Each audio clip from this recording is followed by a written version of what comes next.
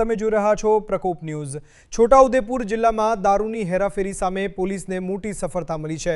Local crime branch એલસીબીએ ચોક્કસ બાતમીના આધારે ગાબડિયા ગામની સીમ વિસ્તારમાં મેગા ઓપરેશન હાથ ધરી ભારતીય બનાવટનો વિદેશી દારૂનો મોટો જથ્થો અને ગ્રાન્ડ વિટારા કાર સહિત કુલ 9,50,305 રૂપિયાનો મુદ્દામાલ કબજે કર્યો છે। જો કે પોલીસ પહોંચે તે પહેલા જ કાર ચાલક વાહન મૂકી અંધારાનો લાભ લઈ ફરાર થઈ ગયો હતો। સમગ્ર જિલ્લામાં આ કાર્યવાહી ચર્ચાનો વિષય બની છે।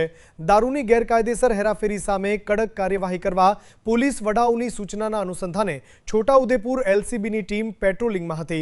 તે દરમિયાન પોલીસને બાતમી મળી કે ગાબડિયા ગામની સીમ વિસ્તારમાંથી GJ0 1WM 898 6 નંબરની ગ્રાન્ડ વિટારા કારમાં ભારતીય બનાવટનો વિદેશી દારૂ લઈ જવાઈ રહ્યો છે। બાતમીના આધારે એલસીબીની ટીમે તાત્કાલિક વોચ ગોઠવી અને કારને રોકવાનો પ્રયાસ કર્યો, પરંતુ કાર ચાલક વાહન સ્થળ પર મૂકી ફરાર થઈ ગયો।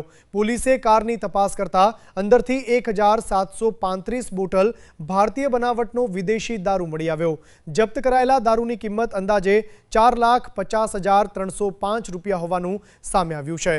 આ ઉપરાંત દારૂની હેરાફેરીમાં ઉપયોગમાં લેવાયેલી ગ્રાન્ડ વિટારા કાર, જેની કિંમત 5 લાખ રૂપિયા છે, તે પણ પોલીસે કબજે કરી છે। આમ પોલીસે સમગ્ર મુદ્દામાલ જપ્ત કરીને છોટાઉદેપુર પોલીસ સ્ટેશનમાં પ્રોહિબિશન હેઠળ ગુનો નોંધ્યો છે। ફરાર આરોપીની ઓળખ મેળવી તેની ધરપકડ માટે વિવિધ ટીમો કાર્યરત કરવામાં આવી છે। પોલીસનું કહેવું છે કે જિલ્લામાં દારૂની હેરાફેરી કરનારાઓ સામે આગામી દિવસોમાં પણ આવી જ કડક કાર્યવાહી ચાલુ રહેશે। ગાબડિયા ગામની સીમ વિસ્તારમાં એલસીબી દ્વારા કરવામાં આવેલી આ કાર્યવાહી જિલ્લામાં દારૂના ગેરકાયદે વેપાર સામે મોટો ફટકો માનવામાં આવી રહ્યો છે। એક તરફ લાખો રૂપિયાનો દારૂ અને વાહન કબજે કરવામાં આવ્યું છે, તો બીજી તરફ ફરાર આરોપીને ઝડપી પાડવા પોલીસની તપાસ તેજ બની છે। હવે જોવાનું એ રહેશે કે આ દારૂનો જથ્થો ક્યાંથી આવ્યો હતો અને કોના સુધી પહોંચાડવાનો હતો।